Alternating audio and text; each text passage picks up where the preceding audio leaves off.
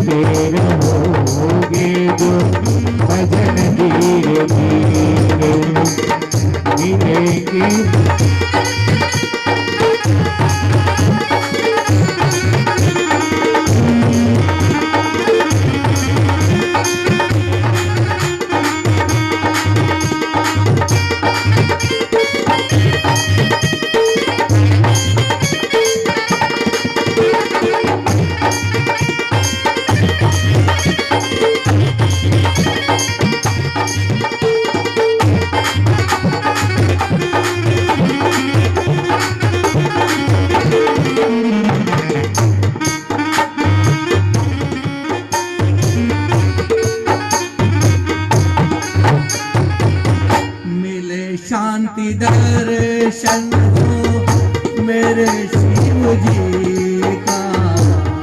मिले शांति दर्शन मेरे शिव जी का।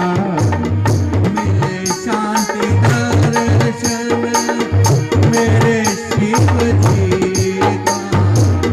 मिले शांति दर्शन मेरे शिव जी का। नित्य कर्म अपना जो करो धीरे धीरे। जो कर्म अपना करो धीरे धीरे। भजन धीरे धीरे जो करते रहोगे।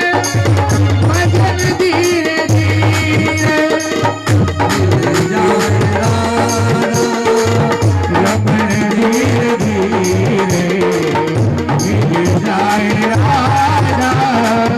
रमण धीरे धीरे करते रहोगे।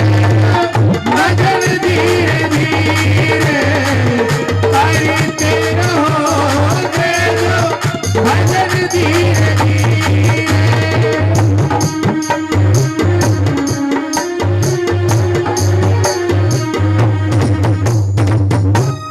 बोलो पशुपति नाथ की जय।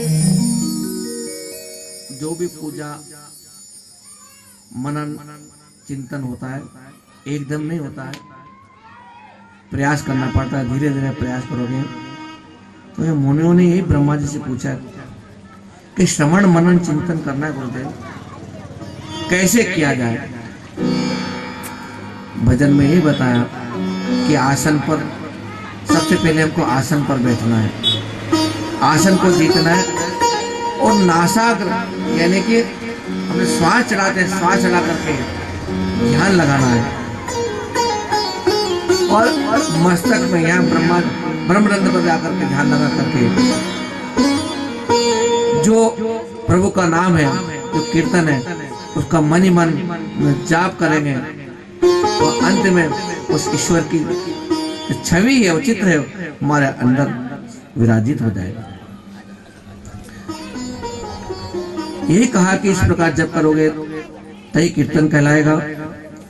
और दृढ़ता से भगवान संबंधी शब्दों को कानों से सुनना, सत्संग में बैठकर महादेव की कृपा से कीर्तन करना, मनन करना, यही सर्वोत्तम उपाय है। और इस कर्म को करने से ही हमारी आत्मा पवित्र होती है। सूची बोले, है मुनियों, मैं साधन के विषय में तुम्हें एक प्राचीन इतिहास सुनाता हूं। एक इतिहास क्या बताते हैं कि एक समय की बात है, सरस्वती के तट पर हमारे गुरुदेव वेद व्यास जी महाराज तपस्या कर रहे थे। वेद व्यास जी महाराज जो भगवान के 17वें अवतार हैं, वे भी तपस्या कर रहे हैं। तो वहां पर सनत कुमार चारों चलते चलते पहुंच गए, हरिशरणम करते। बोले गुरुदेव, अरे आपने तो वेदों का प्रचार करने के लिए उनके 18 पुराण की रचनाएं की है, और आप ये क्या कर रहे हो गुरुदेव? और आपके ऊपर तो प्रभु की वैसी ही कृपा है, आप ऐसा कठोर तप क्यों कर रहे हो, कठोर साधना क्यों कर रहे हो?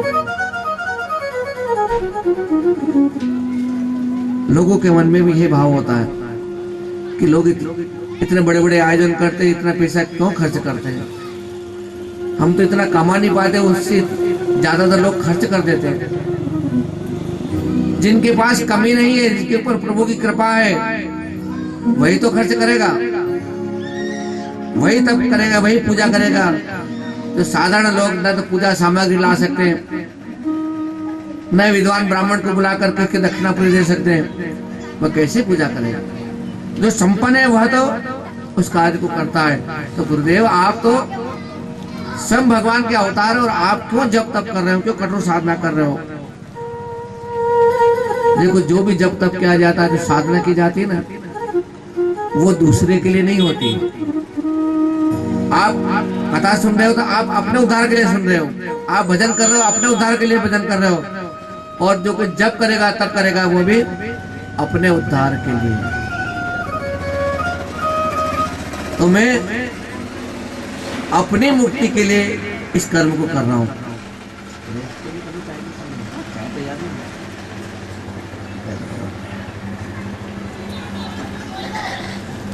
तो मैं अपने लिए तप कर रहा हूं भगवान। तो सनत कुमार जी ने पूछा, गुरुदेव, बड़ी सुंदर बात आपने कही है, ऐसे ही भ्रम हमको भी हो गया था गुरुदेव, कि हमने भी इसी प्रकार से अपनी मुक्ति के लिए साधन किया था, जप किया था, तप किया था, और मंदराचल पर्वत पर ऐसा कठोर तप हमने किया।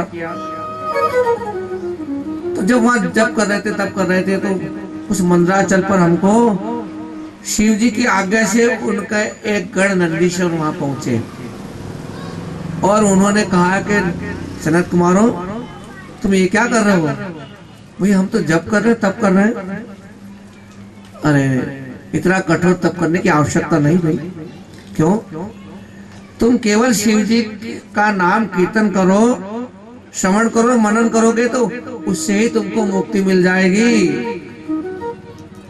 सनत कुमार ने कहा, तो फिर हम तो इतने दूर पहाड़ों में बैठ करके कठोर साधना कर रहे हैं। बोले, नहीं, तुम तो केवल शिव जी का पूजन करो। तो सनत कुमार कहने लगे कि इस प्रकार हमको शिव जी के गण ने, नंदीश्वर ने कहा है, गुरुदेव, तो आप इतना तप करके क्यों अपना समय पूरा कर रहे हो? तो उनकी जब बात सुनी वेद व्यास जी ने, तो उन्होंने भी ये कहा कि श्रवण कीर्तन मनन चिंतन किए बिना कोई भी मुक्त नहीं हो सकता है। तो कैसे इस प्रयास को कैसे हम करें? सूजी ने कहा कि देखो, अगर तीनों चीज करना है तो उसका सबसे सुंदर उपाय होता है कि शिवलिंग की स्थापना करना। भगवान शंकर के शिवलिंग होता है ना, उसकी स्थापना करना, और तब जाकर के वह व्यक्ति उसकी पूजा करके वह मुक्त हो सकता है। मैंने अपने गुरु जी के मुख से सुना है कि भगवान शंकर जो है ब्रह्म स्वरूप है, निष्कल है, कला रहित होते हैं, काल सहित होते हैं। इस निष्कल में निराकार लिंग की प्रधानता बताई गई है। भगवान शंकर सभी कलाओं से युक्त है, साकार और निराकार। देखो हम इतने देवताओं को देखते हैं, उसमें केवल भगवान शंकर ही सिर्फ दोनों रूप में विराजमान, मूर्ति में लिंग के रूप में भी और शिव पार्वती के रूप में जो जटाधारी बनकर के आते हैं और नृत्य करते हैं, तांडव करते हैं, वो भगवान शंकर दो ही रूप में आपको दिखेंगे, साकार और निराकार। तो व्यक्ति शिव जी के साकार रूप की और निराकार रूप के दोनों रूप की पूजा करते हैं। प्राचीन काल की बात है कि ब्रह्मा विष्णु में विवाद हुआ और उस समय भगवान लिंग के रूप में प्रकट हुए थे। कहते हैं तभी से शिवलिंग संसार में पूज्य हो गया था। इसकी कथा पीछे आने वाली है, लेकिन किस प्रकार से शिवलिंग का प्रकट हुआ था। कहते हैं शिवलिंग की पूजा करोगे तो आपको कल्याण और मोक्ष की प्राप्ति होगी। तो इसलिए हम भी अपनी पूजा, शिवलिंग की पूजा लिंगाष्टक के रूप में करें।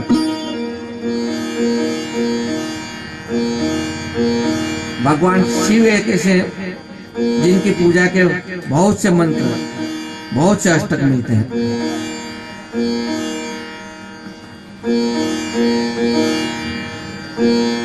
ब्रह्मा मुरारे सुराचित लिंगम निर्मल भाषित शोभित लिंगम धन्मज दुःख विनाशक लिंगम प्रणमामि सदाशिवम् एवं मुनि प्रवराचित लिंगम वामनः करुणाकर लिंगम वामनः विनाशक लिंगम प्रणमामि सदाशिवलिंगम्।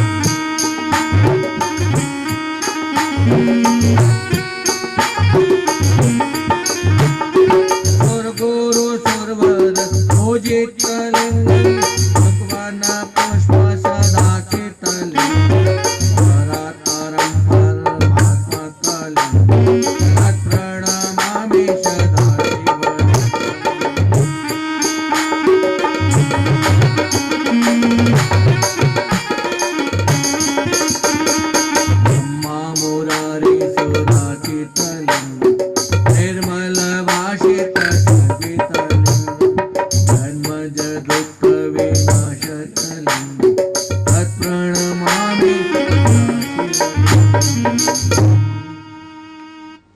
इस प्रकार से लिंगाष्टक की पूजा मंत्रों के द्वारा की जाती है।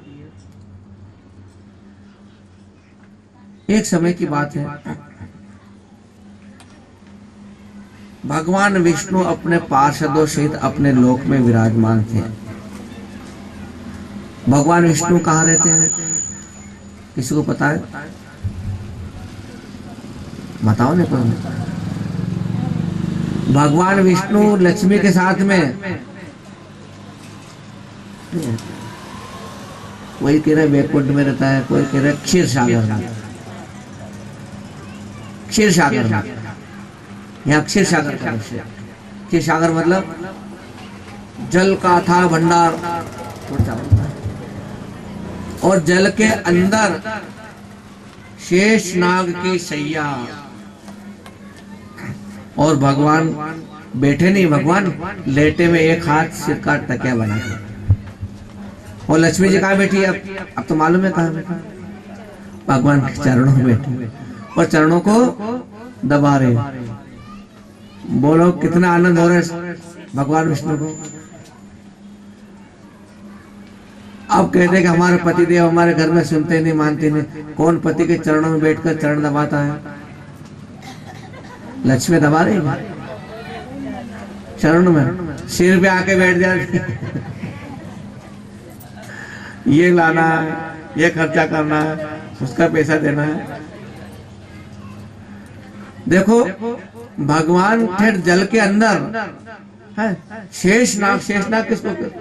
सांप, जिसका नाम आप सुन लो ना, नाग आया, सांप निकला, बच्चा निकला, जिसमें रात भर किसी को नींद नहीं आती घर में, है?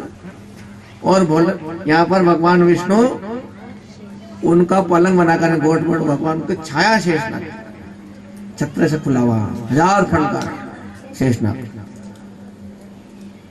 और विश्राम से इतना तक कि भगवान विष्णु की आंखें मंद मंद खुली हुई है, मतलब इतना आनंद आ रहा है उनको, पूरी भी नहीं खोली उन्होंने, बंद भी नहीं करी पूरी।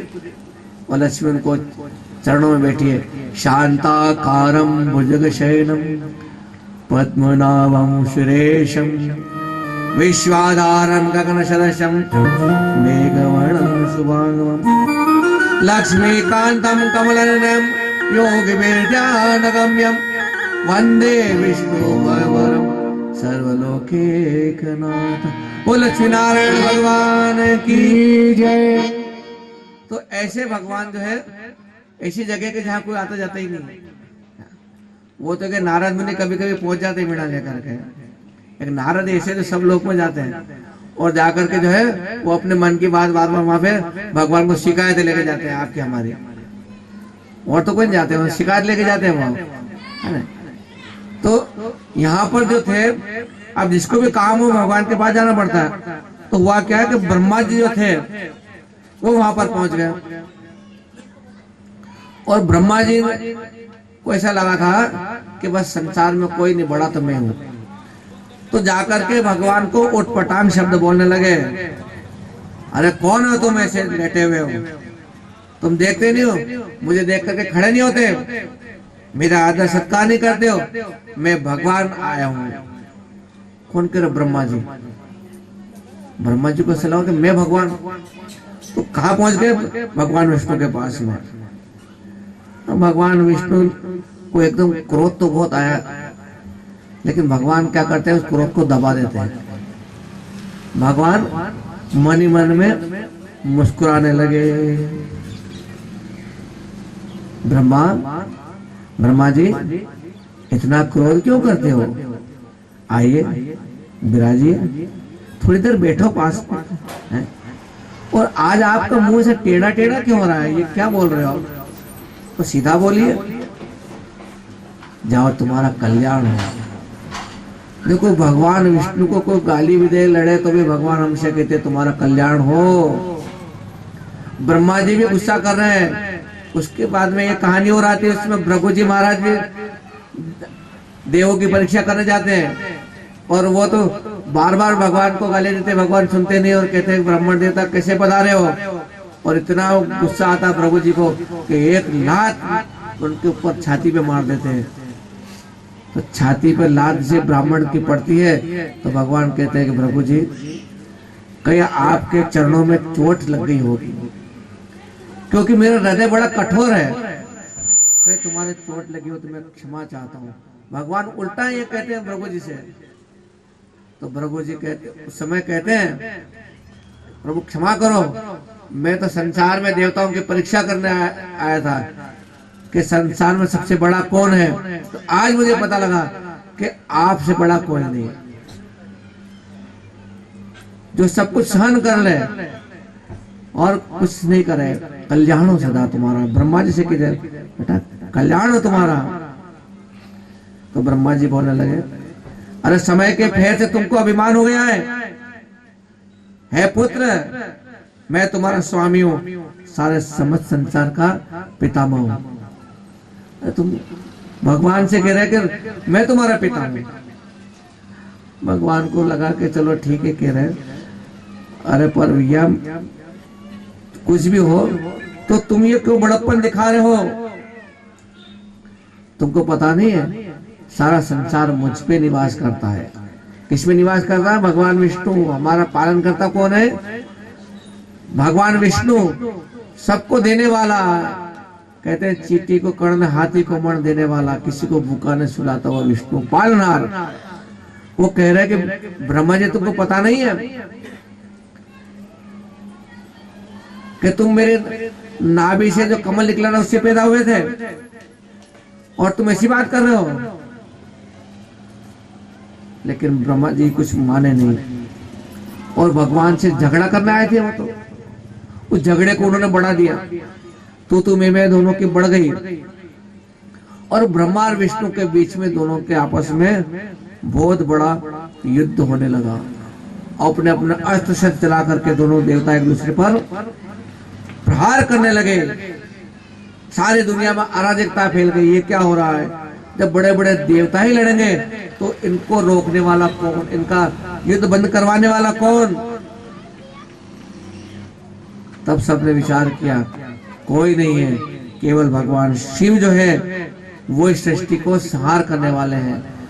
उन्होंने ही ब्रह्मा विष्णु महेश तीनों को बनाया है। तो हम तो केवल उनके पास पहुंचे और चल करके उनसे प्रार्थना करें। सारे जितने भी देवता ऋषि मुनि जो थे ये सीधे भगवान शंकर के वहां पर कैलाश पर पहुंचे और कैलाश पर पहुंच करके क्या देखा उन्होंने? सुंदर से उस पहाड़ में छोटे छोटे जल के झरने बह रहे हैं, कहीं हरियाली कहीं सुगंध, तालाब भरे तालाब से कमल के फूल खिले रहे, पक्षी कलरव कर रहे हैं और ऐसे स्थान पर सब आकर के हाथ जोड़ करके भगवान से प्रार्थना कर रहे हैं। अरे भगवान शिव की प्रार्थना। कैलाश के निवासी नमो बार बार हूँ, नमो बार बार हूँ, आयो शरण तिहारी भोले तार तार तू।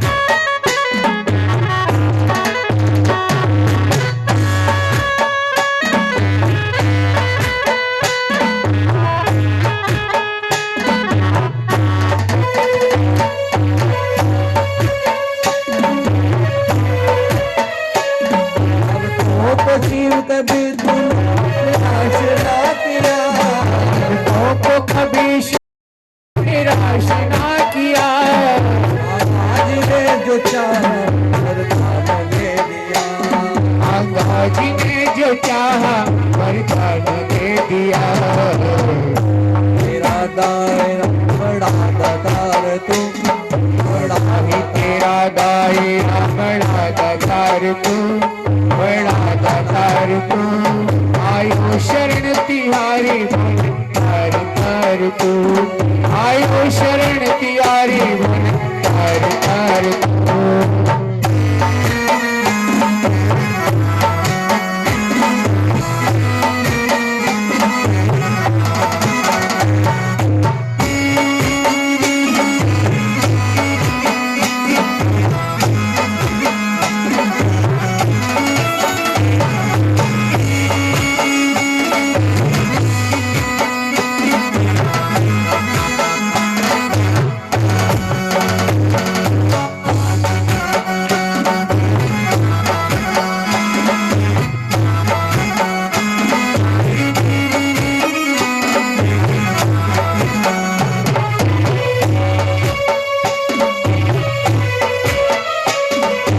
खान क्या करूं मैं आंखों के ढेर का, भगवान क्या करूं मैं आंखों के ढेर का।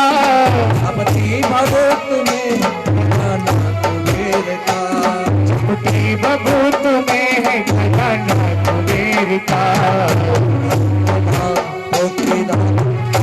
तार तू, धार भक्ति धारियो तार तू, आयो शरण तिहारी बोले तार तार तू, आयो शरण तिहारी बोले तार तार तू।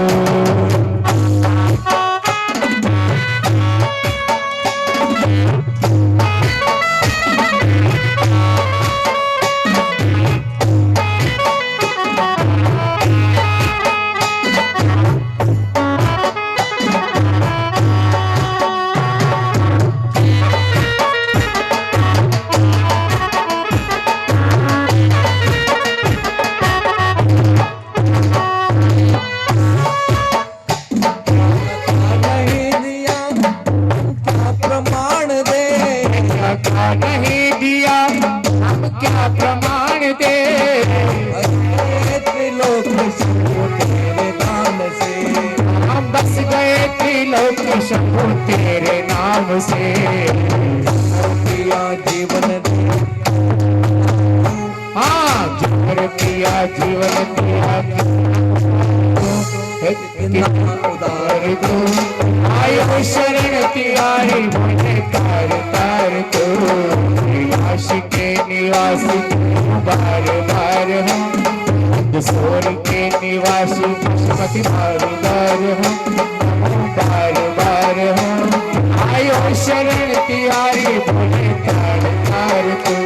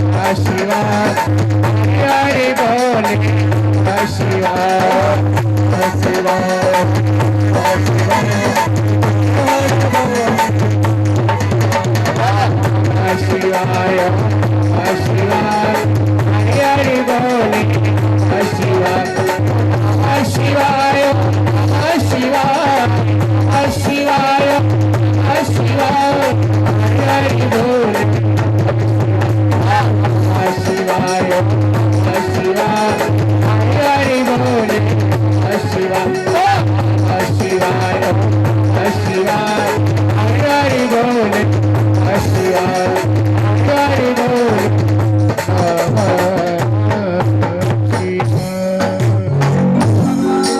की जय। सब देवता लोग कहाँ पहुंचे? भगवान कैलाश पर्वत पर, जो शिव जी का स्थान है। और वहां पर क्या देखा कि मंडप के बीचों बीच भगवान शंकर और पार्वती दोनों विराजमान। भगवान के दर्शन करके सब आनंदित हो गए। वाह भगवान, कितना सुंदर स्थान पर आप दोनों बैठे हुए हैं। और इस प्रकार शुभ लक्षणों से संपन्न चारों ओर शिवगण उनकी सेवा में तत्पर है। शिव के प्रति उत्तम भक्ति भाव वाले वहां पर कई रमणियां उनकी चमर ढुला करके सेवा कर रही है। बहुत से ऋषि मुनि वेद उच्चारण करके वहां पर उनकी स्तुति कर रहे हैं। और भगवान सब पर कृपा करने की दृष्टि से उनके ऊपर अपने दृष्टि निछावर करते हैं, कृपा करते हैं भगवान। और जब ऋषियों ने इस दृश्य को देखा, जाकर के भगवान के चरणों में दंडवत कर रहे हैं। महादेव हर हर महादेव, हर हर महादेव। भगवान शंकर ने देव को देख कर कहा, भाई तुम दूर क्यों खड़े हो, आओ हमारे पास। देखो इस कथा में हमको बार बार यही पता लग रहा है, जहाँ शिव पार्वती ने दर्शन दिए, तो दर्शन पाने वाला जो दर्शन करते करते आंखों से आंसू आने लग जाते हैं और उसकी वाणी रुक जाती है, केवल प्रभु की छवि को देखता रहता है। तो भगवान शंकर स्वयं कहते हैं, थोड़ा पास आना, खड़े मत, कैसे पधारे हो। ये भगवान शंकर हमेशा पास बुलाते हैं। इस कथा में का निर्णय है। भगवान ने उनको पास बुलाया और पूछने लगे, हे पुत्रों, अरे सब कुछ कुशल मंगल तो है। भगवान हालचाल पूछ रहे हैं अपना। सोचो, भगवान के मंदिर में जाओगे तो भगवान आपसे हालचाल पूछोगे, लेकिन आप भगवान के मंदिर में जाओ तो हालचाल कौन पूछेगा। भगवान पूछ रहे हैं, पुत्रों क्या कष्ट हुआ है, कैसे पधारे हो। अरे देवता, तुम तो अपने अपने श्रेष्ठ कार्य में लगे हुए हो, क्या बात है, आज कैसे इतना इकट्ठे होकर यहाँ पधारे हो। भगवान सब जानते हैं, लेकिन फिर भी पूछते हैं। हम मंदिर में जाएंगे तो भगवान को सब पता है ये क्यों आए हैं, वो तो अंतर्यामी है, लेकिन फिर भी पूछते हैं कि अपने मुंह से बताओ क्या बात है, तुम कैसे पधारे हो। तो भगवान शंकर को पता है कि ब्रह्मा जी और विष्णु का बड़ा भारी युद्ध चल रहा है, लेकिन फिर भी उनसे पूछा तुम कैसे पधारे हो। देव का गण जरूर देखा, सारी बात बता दी। भगवान विष्णु और ब्रह्मा जी के बीच में बड़ा युद्ध हो रहा है। कौन बड़ा इस बात के लिए युद्ध। कोई कहता मैं बड़ा और विष्णु कहते हैं मैं बड़ा। तो महादेव जी ने कहा कि कोई बात नहीं,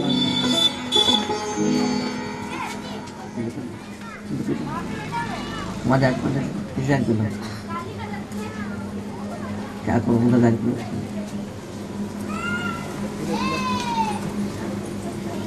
भगवान शंकर ने उसी समय पार्वती से कहा, जहाँ देवताओं का झगड़ा हो रहा है मुझे जाना पड़ेगा। और उस युद्ध स्थली में जाने के लिए सबके सब गण तैयार हो गए, एक नहीं दो नहीं, हजारों गण भगवान शंकर के। जहाँ भगवान शंकर जाते हैं वो अकेले नहीं, उनके साथ उनके गण पहले आते हैं। भगवान विष्णु के जहाँ जाते हैं वहां अकेले जाते हैं भक्त का कल्याण करने, कुछ रूप बना कर जाते हैं, बदल के जाते। भगवान शंकर तो जैसे कुछ सूचना मिली उनके सारे गण तैयार, हर हर महादेव, हर हर महादेव। और सारे के सारे गण एक दूसरे को सूचना दे, चलो चलो चलो हमारे महादेव कहाँ जा रहे हैं, हम सब वहां चलते हैं। तो उन्होंने अपने अपने हथियार उठा लिए सबने, और कुछ हथियार तो लड़ने के, कुछ बजाने के यंत्र जो बजाया जाता है, शंख बजाते, भृंगी बजाते, तो बजाने के जो अस्त्र थे वो सब लेकर के बजाते और जो है अपने अपने वाहनों पर सवार होकर के उस स्थान पर चल दिए जहां पर इतना बड़ा युद्ध हो रहा है। कहते हैं कि जब इतने शिव जी के पीछे पीछे इंद्र आदि देवता भी आ रहे हैं, विचित्र ध्वजाएं फहरा रहे हुए, कुछ नाचते हुए, और भगवान पशुपति और शिव पार्वती के साथ में सेना सहित उस युद्ध भूमि में पहुंच गए। और वहां जब युद्ध को देखा तो भगवान शंकर ने अपने गणों का कोलाहल, भगवान ने आज्ञा दी, सब चुप हो जाओ, बजाना बंद कर दो। और सारी ध्वनि बंद होने के बाद में भगवान शंकर भी जो अस्त्र लाए थे, पाशुपत नाम का अस्त्र चलाने लगे। और जैसे ब्रह्मा विष्णु ने अस्त्रों की जलती हुई ज्वाला से तीनों लोग जलने लगे भगवान का जो अस्त्र चला उससे। और देखते ही देखते दोनों देवताओं के बीच में एक विशाल भयंकर अग्नि का स्तंभ निकल गया। भगवान स्वयं शंकर उस अग्नि स्तंभ के रूप में प्रकट हुए थे। और भगवान खुद आकाश में बादलों में छुप छुप करके सब देख रहे हैं। किसी को पता नहीं है, ब्रह्मा विष्णु को। और जब दो लोग लड़ते हैं, दो व्यक्ति झगड़ा करते हैं, तो लोग उनके झगड़े को बंद करने के बजाय उनको प्रोत्साहन देते हैं, उनका झगड़ा बढ़ाते हैं। लेकिन भगवान ने क्या किया कि दोनों के बीच में जो अग्नि स्तंभ के रूप में प्रकट हुए, तो ये दोनों ने अपने अपने अस्त्र छोड़ दिए और विचार में पड़ गए, भैया ब्रह्मा जी, ये हमारे दोनों के बीच में ये स्तंभ कहां से आ गया?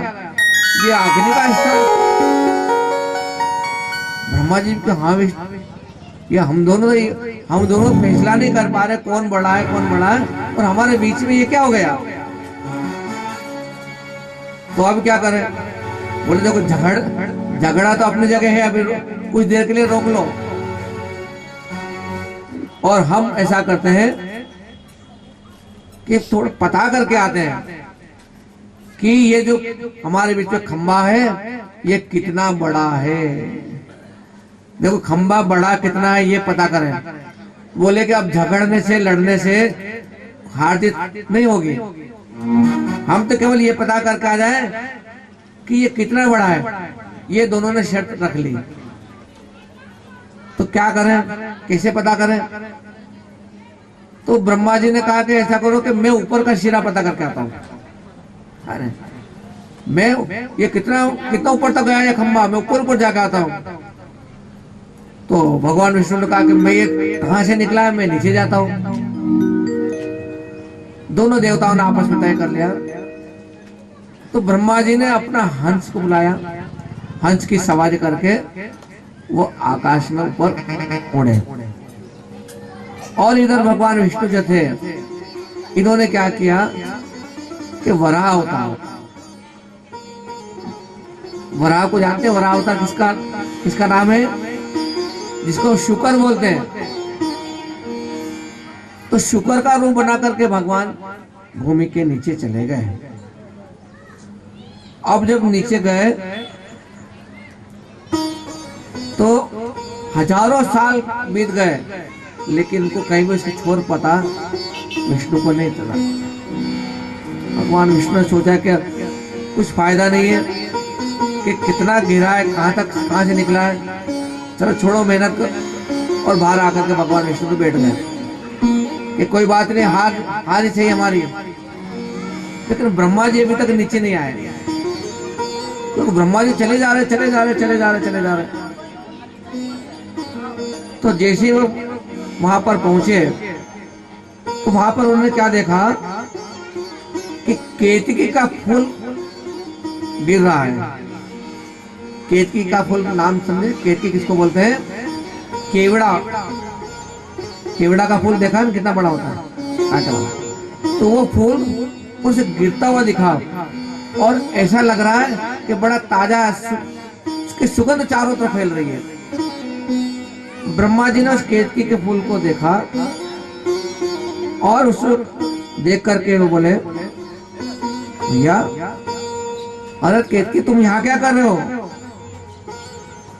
उसने कहा अभी क्या करूं, मैं तो इस प्रकार से एक एक टूट टूट करके गिरता रहता हूं, हजारों साल से ये प्रक्रिया चल रही है। तो उसने ब्रह्मा जी ने कहा कि चलो ठीक है, तुम गिरते हो, तुम मेरी तरफ से गवाही देना। क्या गवाही देना? बोले कि मैं इस अग्नि का पता करने आऊंगा कितना बड़ा ये खंभा है, तो मैं जब जाकर के कहूं कि ये उसके छोर पर सिर पर चढ़ा हुआ था, तो तुमको हाँ करनी पड़ेगी। उस केतकी के फूल को ब्रह्मा जी ने आदेश दिया। बोले तुम जानते नहीं, मैंने ही संसार बनाया है, मैं निर्माता हूं, तुमको गवाही देना पड़ेगी। तो उसने कहा कि भाई ये तो झूठा काम है, क्या मैं झूठा कार्य करूंगा?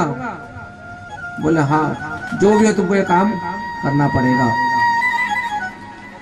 अब वो जैसे ब्रह्मा जी वापस आए और आकर के कहने लगे, विष्णु तुम पता करके आए हो कितना गहरा है खंभा है? तो विष्णु भगवान कहे कि भैया देखो, मैं हजारों वर्ष तक नीचे गया, अंधेरे में घूमता रहा, कुछ नहीं मिला मुझे, कुछ पता नहीं चला कितना गहरा, कहाँ से वो उदय हुआ पता नहीं है। तो फिर क्या हुआ? बोले कि ये मुझे पता लग गया है और मेरे साथ में मैं गवाह को लेकर आया हूँ। गवाह को लेकर आया हूँ? हाँ देखो ये गवाह है। केतकी के पुल से कहा, देखो तुम कहाँ थे? बोले मैं इसके शिखर पर चढ़ा हुआ था। अब तो भगवान विष्णु ने हार मान ली और हार मानते ही ब्रह्मा जी के चरणों में पड़ गए। ब्रह्मा जी के चरणों में पड़े देख करके भगवान शंकर को बहुत गुस्सा आ गया। कोई बेटे के पैर में पिताजी अगर पड़ जाए तब तो भगवान को गुस्सा आना ही है। ब्रह्मा तो विष्णु के बेटे, लेकिन बेटा अपने पिताजी को चरण छुआ रहा है और वो भी छल कपट करके, झूठ बोल करके। भगवान शंकर को गुस्सा आया और जो गुस्सा है ना, तो भगवान एकदम तांडव करने लग जाते, जटाएं बिखेर देते, समझ लो।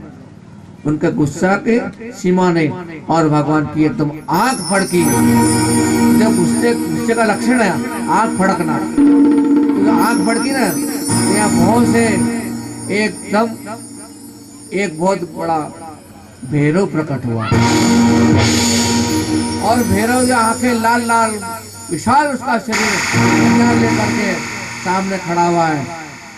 महादेव आज्ञा करो, आज्ञा करो, मैं क्या करूं? आज्ञा दीजिए भगवान। भगवान शंकर ने कहा, मेरी यही आज्ञा है कि ये ब्रह्मा जिस मुख से झूठ बोला है, इसके मुख को काट दिया जाए। और उसी से मैं उस भैरव ने आज्ञा का पालन किया और ब्रह्मा जी के सिर को पकड़ करके और अपनी तलवार से उनके सिर को अलग कर। ब्रह्मा जी के 5 मुख थे। कितने मुख थे? 5 मुख। अब जैसे उस मुख को काटा तो और मुख काटने लगा। भगवान शंकर ने रोक लिया, रुको रुको,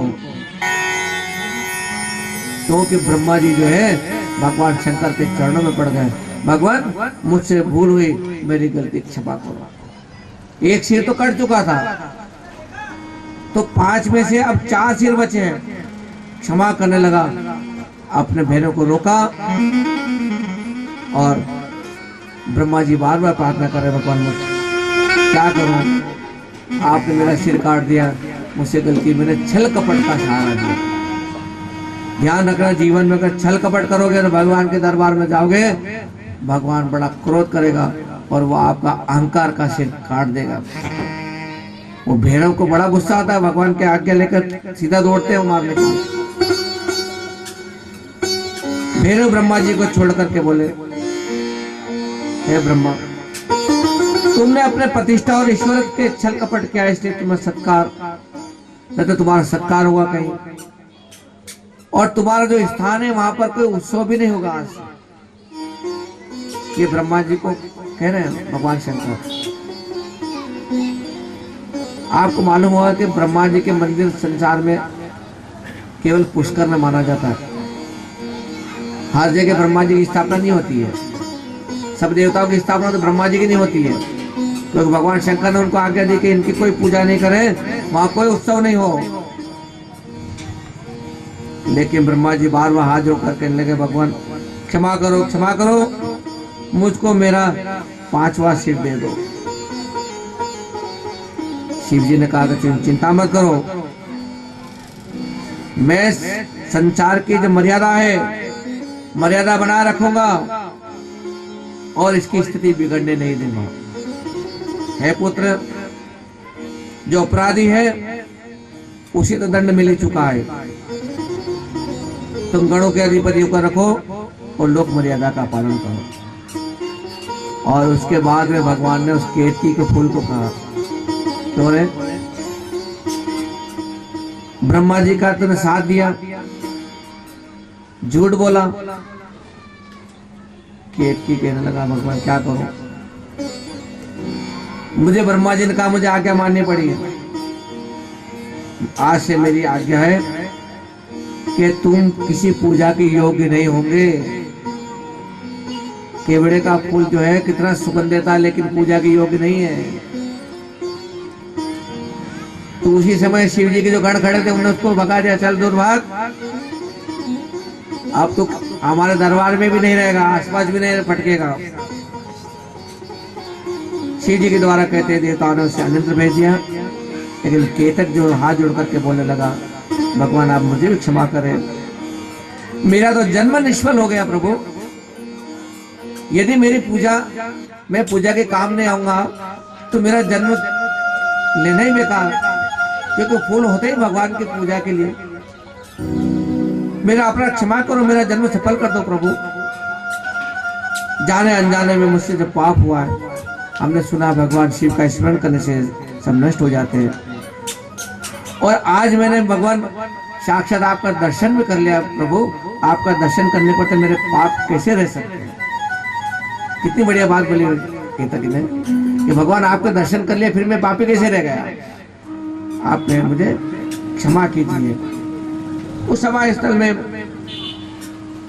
पुष्प के इस प्रकार से स्तुति करने पर भगवान सदाशिव कहने लगे, मैं हमेशा सत्य बोलने वाला हूं, अतः मेरे द्वारा तुझे धारण किया जाना तो उचित नहीं है, किंतु मेरे ही अपने विष्णु भगवान के वहां पर तो तुम्हारी पूजा हो सकती है।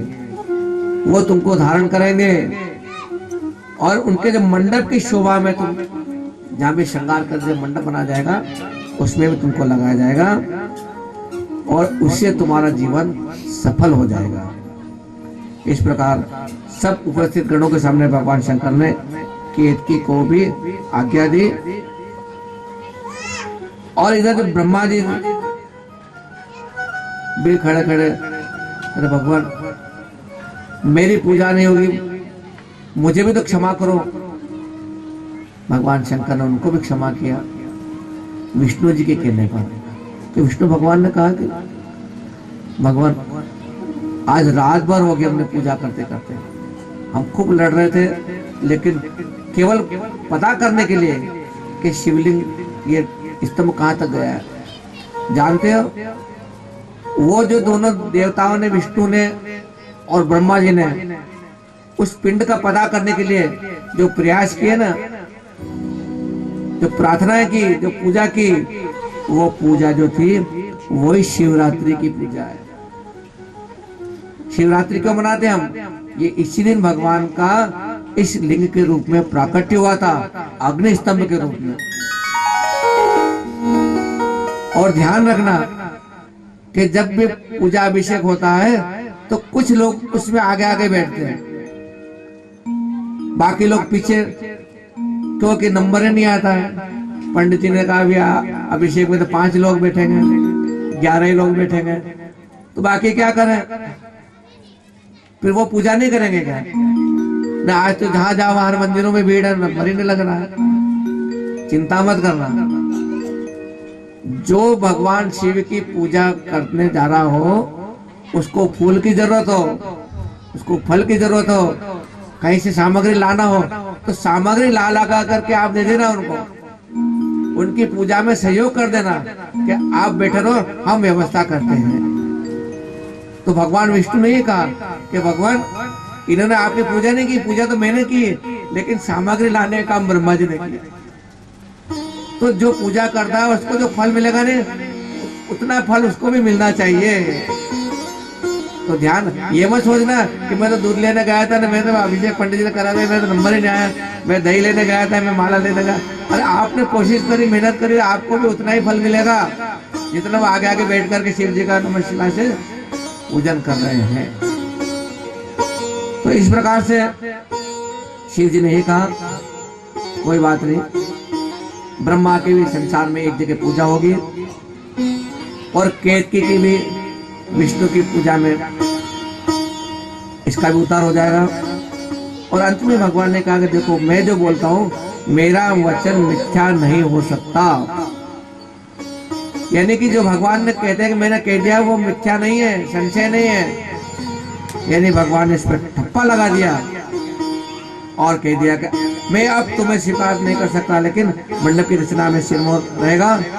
और उस समय सबके सब ने मिलकर जितने भी वहां पर भक्त लोग बैठे थे उन्होंने क्या हो जय हो हर हर महादेव, हर हर महादेव, सबके सब जो है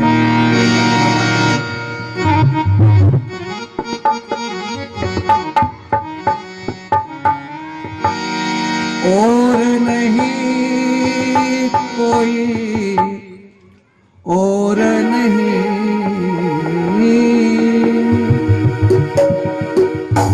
और नहीं कोई और नहीं, भोलेनाथ से निराला, गौरीनाथ से निराला कोई और नहीं। नाथ से निराला, गौरीनाथ से निराला कोई और नहीं। और नहीं कोई और नहीं, और नहीं कोई और नहीं, भोलेनाथ से निराला, गौरीनाथ से निराला कोई और नहीं।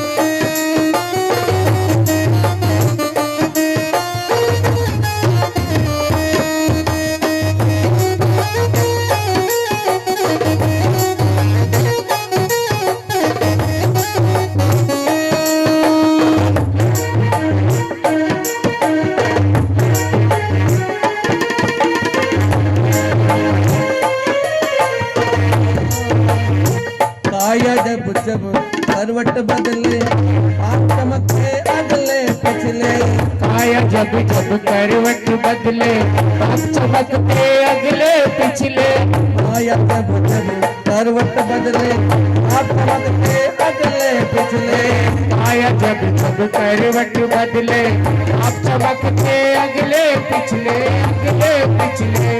मुझको बचाने वाला कोई ओ मुझको बचाने वाला और नहीं भोलेनाथ से निराला भोलेनाथ से निराला कोई और नहीं।